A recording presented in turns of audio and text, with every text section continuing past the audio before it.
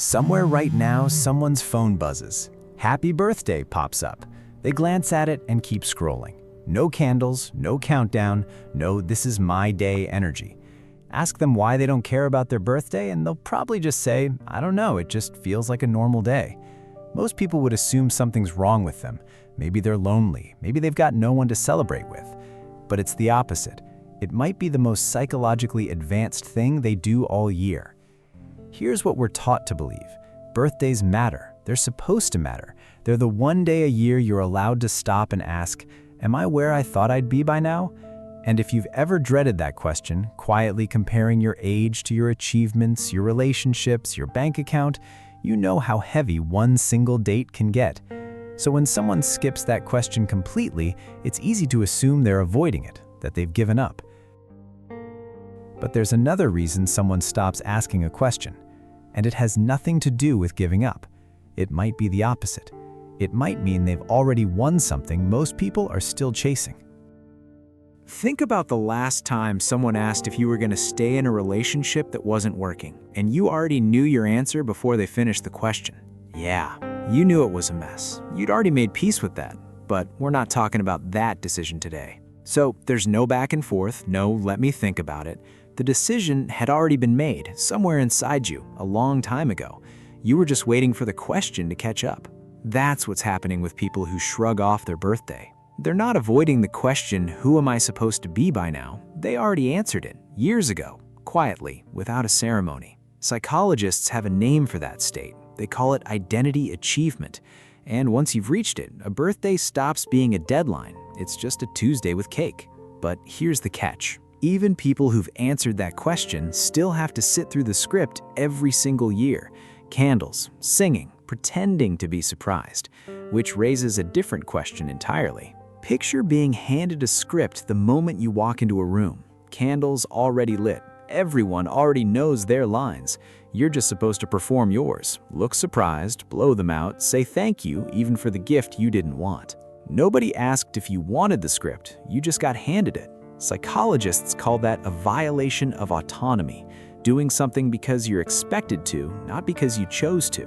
Now, here's what happens to anything you're forced to repeat year after year. Your brain stops reacting to it. The first surprise hits different. The 15th one just feels like Tuesday with extra noise. That's not coldness, that's just attention doing its job. It stops flagging old news as news. So once the performance stops landing, you're not left with nothing. You're left with whoever you were the whole time underneath it. Same person, candles or not. And that feeling of being the same person whether the room celebrates you or not has its own name too. Think about a photo of yourself from 10 years ago. For some people, looking at that photo feels like looking at a stranger. Who even was that person? I can't believe I thought that way, dressed that way, dated that person. For others, it's not a stranger at all. It's just them. Younger, sure, but still fundamentally the same person who'd make most of the same calls today. That difference has a name too. Psychologists call it temporal self-continuity, how connected you feel to your past and future self, like they're chapters in one book instead of two different people. And here's what that does to a birthday. It takes away its job. A birthday is supposed to mark a before and after. But if you don't feel split from who you were, there's no before to separate from after. Nothing's crossing into anything. You're not leveling up, you're just continuing, which sounds peaceful, almost enviable. But peaceful isn't the only reason someone might stop marking the difference between who they were and who they are. Now, here's the part that keeps this honest. Not everyone who shrugs off their birthday has made peace with anything. Some people aren't avoiding the celebration, they're avoiding the math. Because the math says something they don't want to look at directly.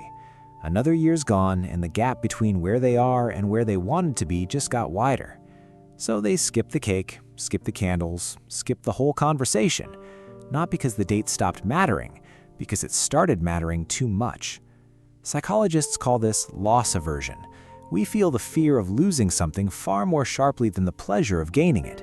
And time is the one thing you can't get back once it's spent. So treating your birthday like a normal day can mean two completely opposite things. It can mean you've already won the question, or it can mean you're too afraid to ask it. And from the outside, they look exactly the same. So next time your birthday rolls around and you feel nothing much, not dread, not excitement, just a normal Tuesday, don't rush to explain it away. Ask yourself the real question instead.